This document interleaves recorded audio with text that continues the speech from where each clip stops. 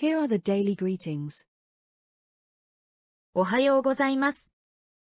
The casual version is おはよう。おはようございます。おはよう。こんにちは。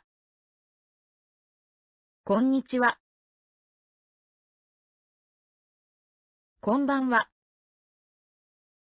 こんばんは。おやすみなさい。The casual version is おやすみ。おやすみなさい。おやすみ。さようなら。さようなら。It sounds like goodbye forever. So, between friends. バイバイ。じゃ、また。バイバイ。じゃ、また。In a formal situation. 失礼します。失礼します。ありがとうございます。The casual version is ありがとう。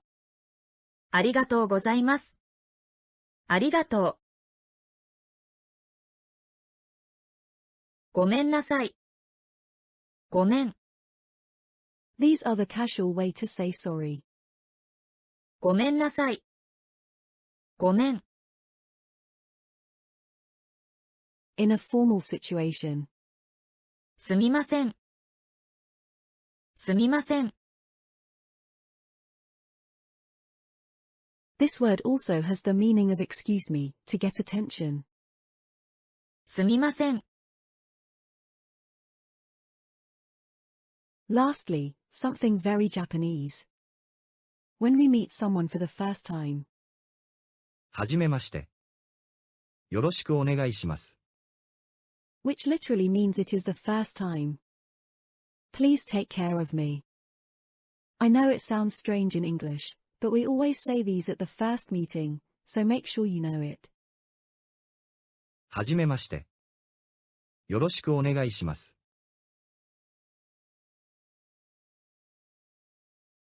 お願いします。Has the meaning of please take care of something. So, when you order food or drink in a restaurant. すみません。コーヒーお願いします。すみません。コーヒーお願いします。When you ask someone for a favor. コピー、お願いします。コピー、お願いします。